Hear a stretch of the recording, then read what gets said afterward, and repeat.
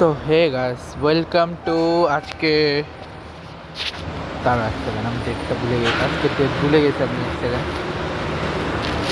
ও so hey guys, আজকে হচ্ছে 16ই March. তো আজকে হচ্ছে আমার একটা ফ্রেন্ডের বার্থডে। আর আজকে 16ই মার্চ গাইস, কাহিনী হচ্ছে যে পাকিস্তান অলরেডি 2-3 বার বলে দিয়েছে যে ওটা সেটা ফেয়ার হয়নি লাস্টের এটা, বাট আমেজিং একটা রিভিউ ছিল ওটা। আমি দেখছি, আমি ম্যাচটা ওটা দেখিনি, কিন্তু পরে যখন দেখছি রিভিউটা লিটন দাসের আইডিয়া ছিল। কীরকম ছিল বলি, ওটা আমারও মনে হয় কিছুটা আনফেয়ার ছিল, বাট কিছু করার না, কারণ ওই হিসেবে হোয়াইট আউট করা উচিত ছিল। কারণ যদি হোয়াইট দিত তাহলে ম্যাচটা জেতার চান্স ছিলই না বাংলাদেশের কাছে, হয়তো বা এক্সট্রা রানে। বাট ওটা যে লাগছে ওটা আমি বুঝতেই পারছিলাম, মানে ও জানে যে লাগছে সাইজ অফ রেডি, কিন্তু তাও কেন রিয়েক্ট করলে এটাই বুঝলাম না। আচ্ছা যাক গে, বাট আই লাভ ইট যে অ্যাটলিস্ট পাকিস্তানকে হারিয়েছে। ওরা ওয়ার্ল্ড কাপ যে খেলতে পারে সেটার পুরো বদলা নিয়েছে। Good job Bangladesh. এখন আমিও চেষ্টা করতেছি নেক্সট এর আগে ট্রাই করতেছি, কারণ মে মাসের আগে কোনোভাবে যদি ন্যাশনাল টিমে ঢুকতে পারি, কারণ ইচ্ছা আছে যে বাংলাদেশে এখনও একটা ওয়েটে আছে যাওয়া সম্ভব, কারণ ট্যুরিস্ট বা অন্য কোনো বিষয়ে এই মুহূর্তে আমাকে যাওয়া সম্ভব না। দেখা যাক কী হয়। আমি অলরেডি তো কথা বলেছি, এখন কবে করব কীভাবে করবো দেখতে হবে।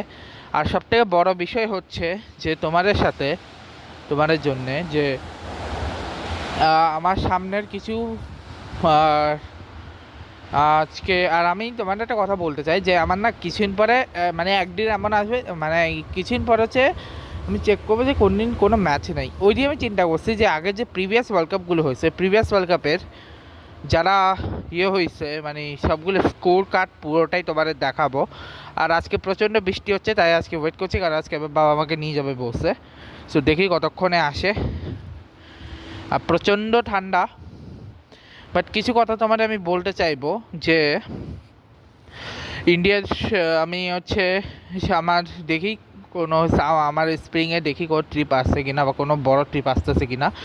যাই হোক না কেন আমরা অবশ্যই দেখব।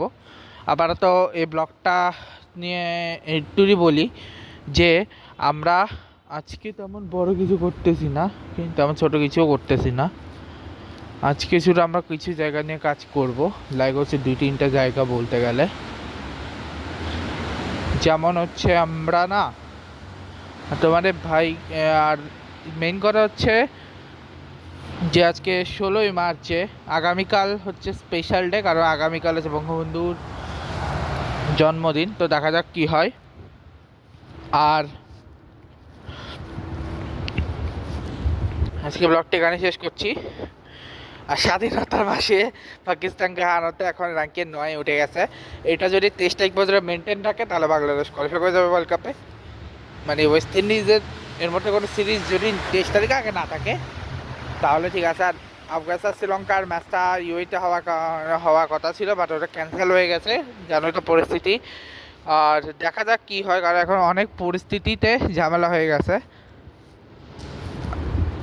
অনেক কিছুতে আটকে গেছে।